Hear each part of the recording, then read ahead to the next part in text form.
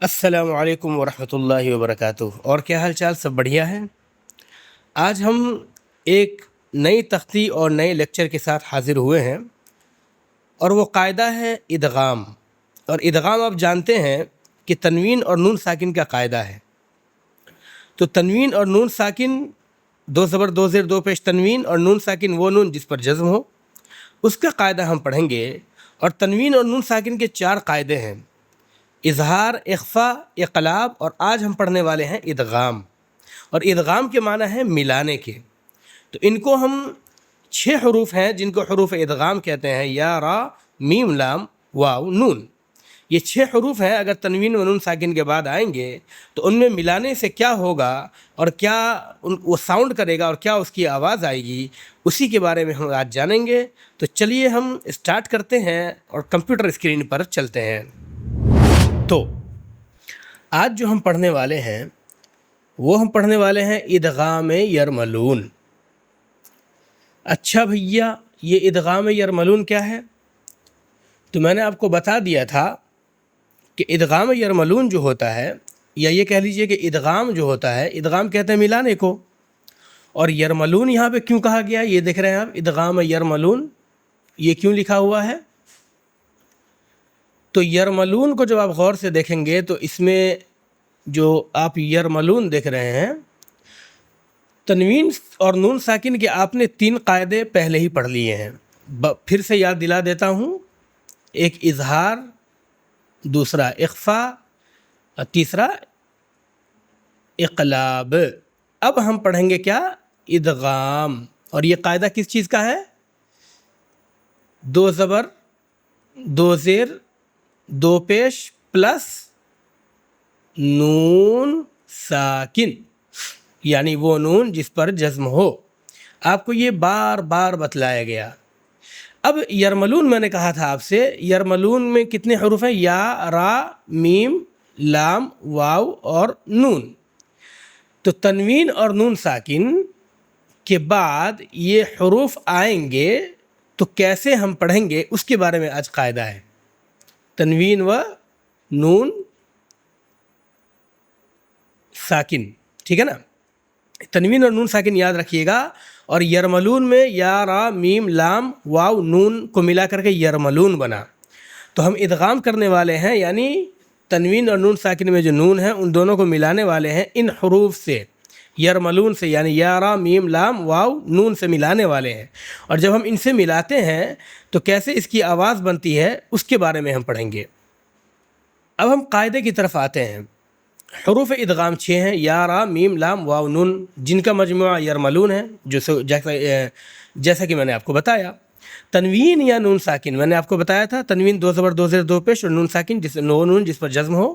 تو تنوین یا نون ساکن کے بعد حروف یرملون میں سے کوئی حرف آ جائے، یعنی ان 6 حروف میں سے کوئی حرف آ جائے تو لام اور را کی صورت میں بغیر غنہ کے ملا کر پڑھیں گے۔ اس کو ادغام بلا غنہ اور ادغام تام بھی کہا ہے۔ ادغام بلا غنہ اور ادغام تام چھوڑ دیجئے، یہ ابھی آپ کنفیوز ہو جائیں گے۔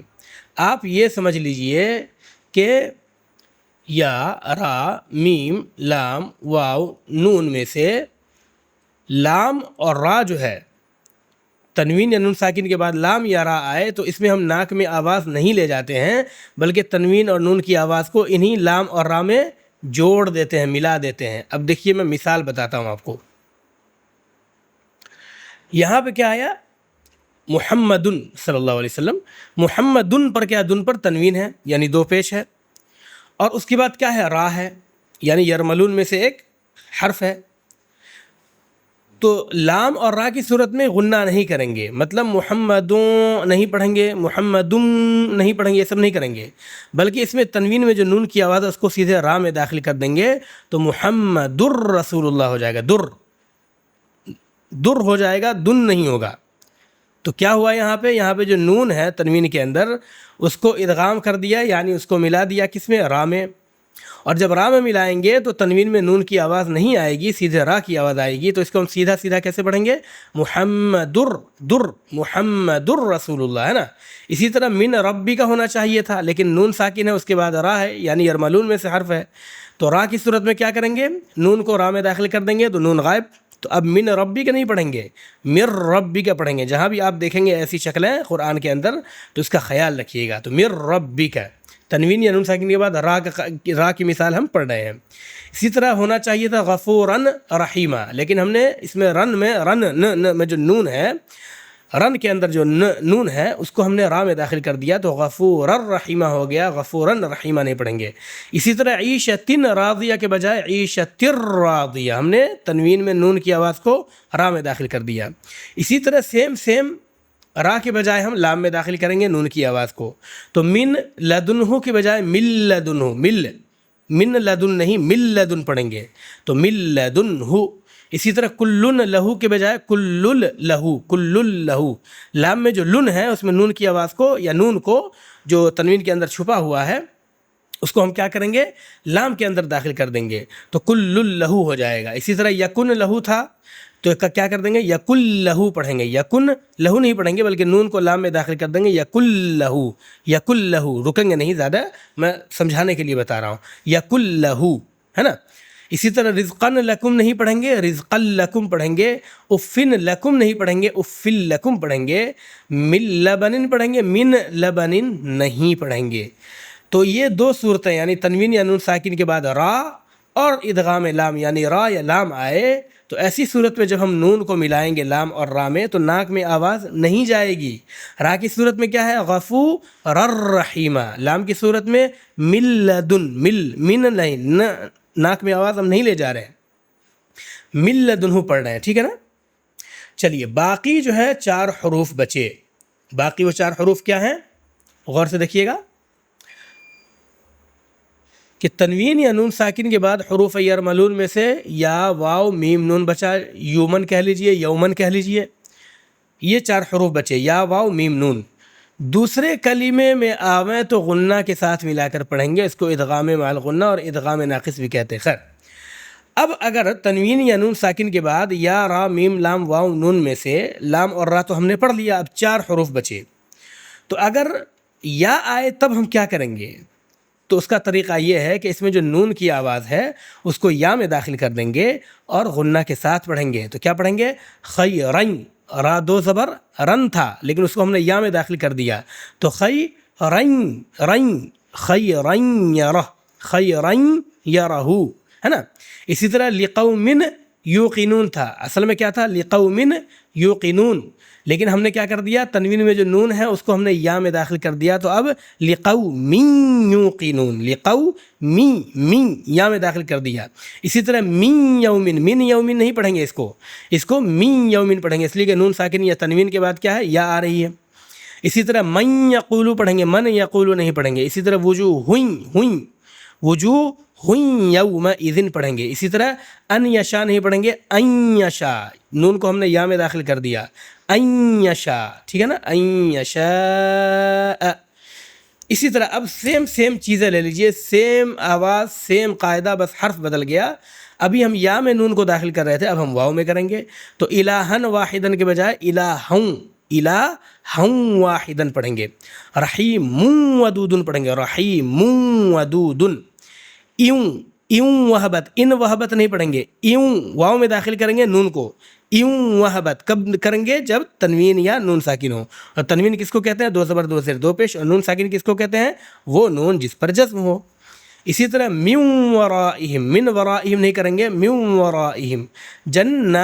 تیوں واو میں داخل کریں گے، جناتیوں، نون کو ہم واو میں داخل کریں گے، جنات وعیون. اسی طرح من وعد نہیں پڑھیں گے بلکہ موعد پڑھیں گے.